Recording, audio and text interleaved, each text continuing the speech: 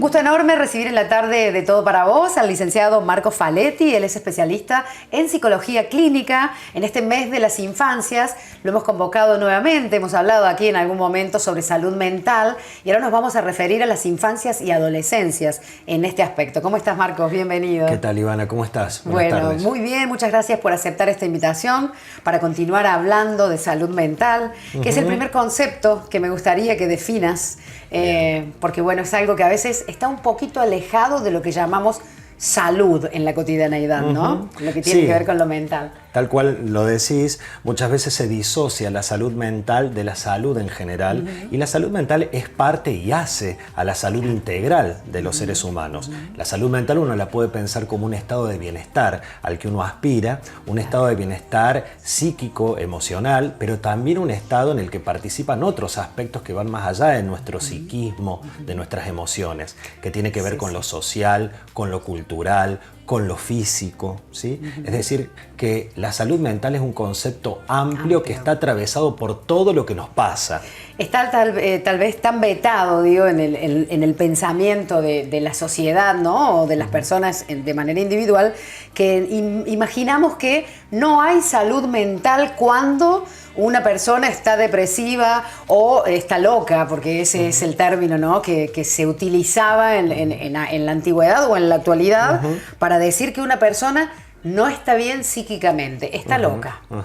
Sí, bueno, es cierto que el concepto de salud mental es un concepto ideal, pero no podemos decir que salud mental implica ausencia de enfermedad o de padecimiento. En todo caso, decimos que hay salud mental cuando hay capacidad para hacer frente al padecimiento o al malestar que nos atraviesa producto de las circunstancias de la vida. Claro. Pero no podemos decir que la salud mental se tiene solamente cuando hay un estado de plenitud o felicidad.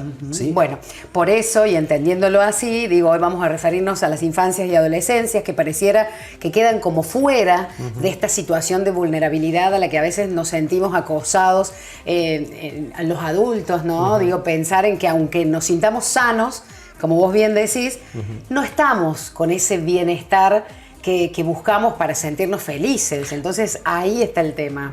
No, sin lugar a dudas. Los niños, las niñas están atravesados por problemáticas así como estamos los adultos, claro. Y es importantísimo para quienes somos responsables, madres, padres, tutores, cuidadores de estas infancias, el poder generar las mejores condiciones para que ese niño o esa niña crezca con los elementos que son necesarios, decimos los nutrientes, para que pueda construir su identidad, su personalidad, en un estado del mayor bienestar que se pueda en el contexto en el cual se críe, ¿no? Claro, bueno, por eso cuando hablamos aquí de salud mental en los adultos, nos remitimos tanto a ese pasado, digo, que nos marcó, a esos traumas que tal vez en ese momento se desbloquearon, pero siempre dejan vestigios, y necesitamos adultos sanos para que justamente los niños crezcan sanos, ¿no? En este sentido. Exactamente. Creo que para que el niño o la niña tenga un contexto que facilite su crecimiento, su desarrollo armónico, se requiere de cuidadores que también gocen de salud mental. Claro. Y en ese sentido es fundamental para quienes son madres, padres, que puedan de alguna manera preocuparse por su propia salud mental para poder generar las condiciones más saludables para que ese niño o esa niña crezca de la mejor manera.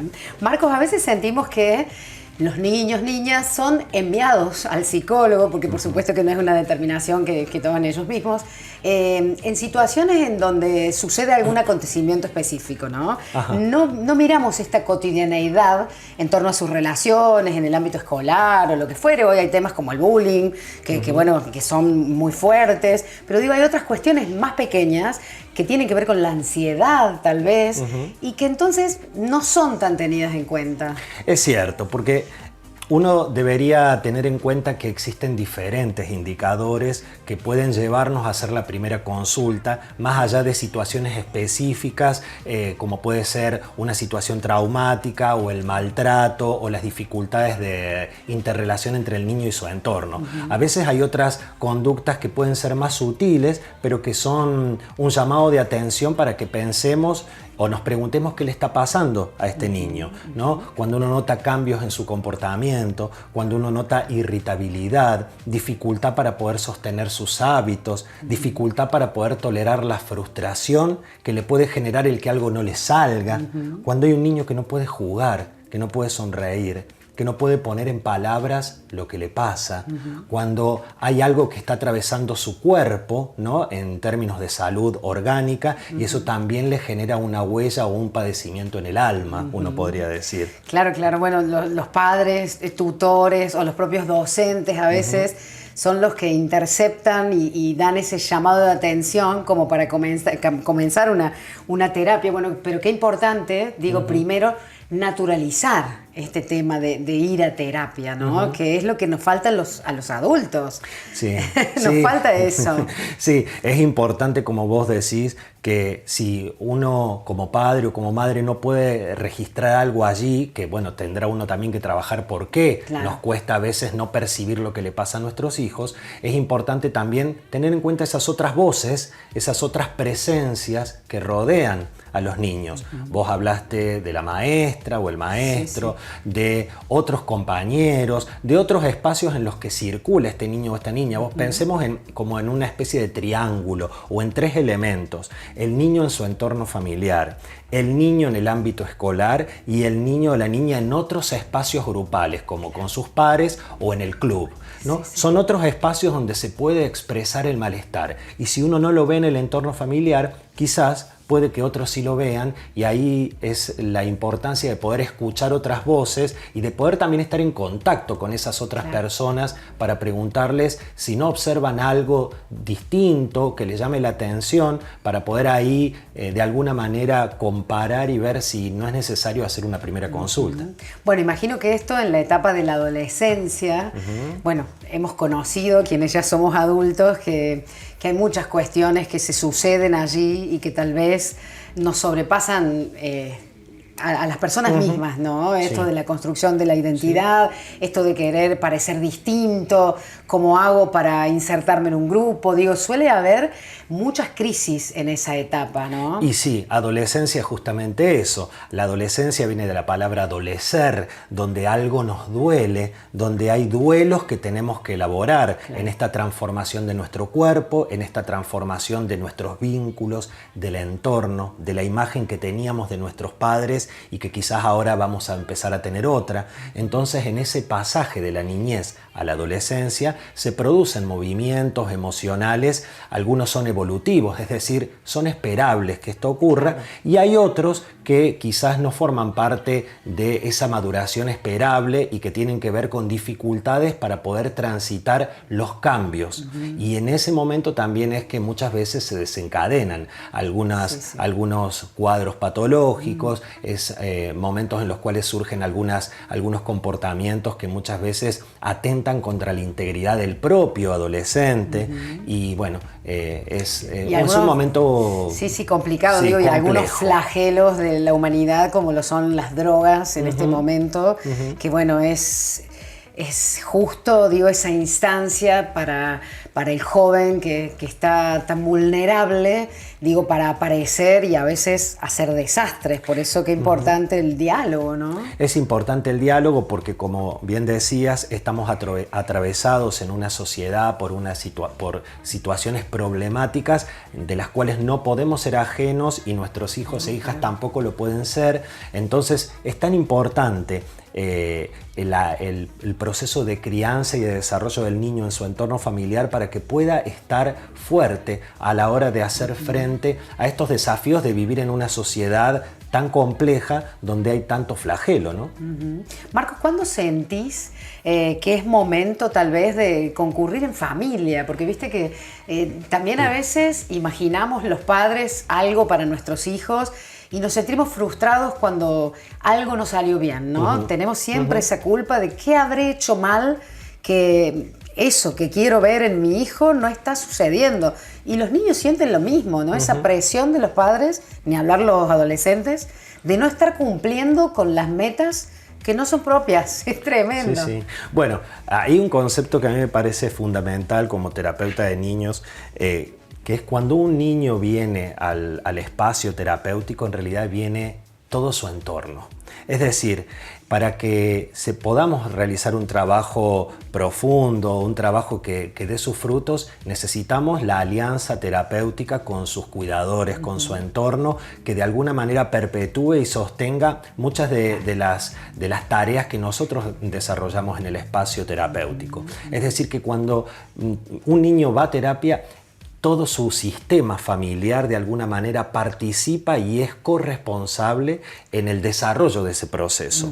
Más allá de que después nosotros tenemos entrevistas con su entorno familiar, donde trabajamos cómo acompañar ese proceso y donde muchas veces después seguimos trabajando en profundidad aspectos en quienes cumplen su función de madre o padre para que se puedan sentir lo más acompañados dependiendo del diagnóstico y de la situación particular del caso.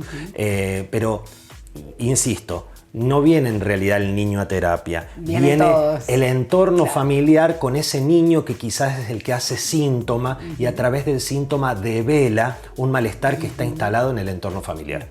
¿Y cómo replica esto, digo, después con sus pares, digo, ¿no? ¿Cómo lo replica el niño a esto que siente como herramienta para superar algunas cuestiones? ¿Mejoran sus vínculos? ¿Se siente mejor él o ella? Bueno, eso es lo esperable. Lo esperable es que a través del proceso terapéutico pueda desarrollar aquellas habilidades, aquellas competencias, aquellos potenciales que no solo van a tener resultado, van a ser visibles en el entorno familiar, sino en los espacios en los que el niño se desplaza, en su capacidad de poder aprender, en su capacidad de poder vincularse con otros, en el desarrollo de habilidades sociales, de la empatía, del desarrollo de su autoestima, que le va a permitir abrirse al entorno sin miedo, claro, en la capacidad de poder reconocer a otros con la autoridad en términos de poder responder a las demandas que le presenten otras personas en otros entornos. Es decir que el desarrollo terapéutico que viene a reforzar el proceso de crianza, de alguna manera viene a potenciar habilidades, competencias que después dan sus frutos en todos los entornos en los que se desarrolla el niño. Claro, bueno, un poquito para cerrar, digo, sin dudas, la mayoría, para no decir todos, pero digo casi todos, están en la etapa escolar, ¿no? Ya sea primaria o secundaria, digo, en esta etapa de la niñez o la adolescencia. Digo, trabajan en conjunto, es recomendable con la psicopedagoga, con la propia docente, así como hablaste del ámbito familiar, ¿sería otra pata indispensable? Es lo recomendable. En realidad, cuando hablamos de infancias, nosotros empezamos a hablar desde el lactante, ¿sí? Desde el lactante hasta el preadolescente inclusive. Entonces, en toda esa etapa, el niño o niña se va desarrollando y vamos interviniendo diferentes agentes extrafamiliares para colaborar. Es importante trabajar con el psicopedagogo, la psicopedagoga, el pediatra, ¿sí? Y todos aquellos actores que en algún momento intervienen en la vida del niño o niña para colaborar y contribuir a su desarrollo. Bien, bueno, excelente. Por supuesto que siempre aprendemos un montón.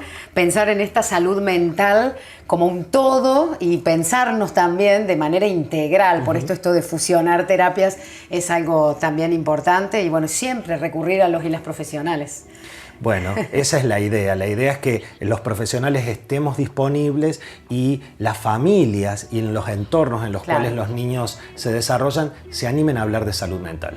Muchísimas gracias por tu presencia, Marcos, y hasta una próxima oportunidad.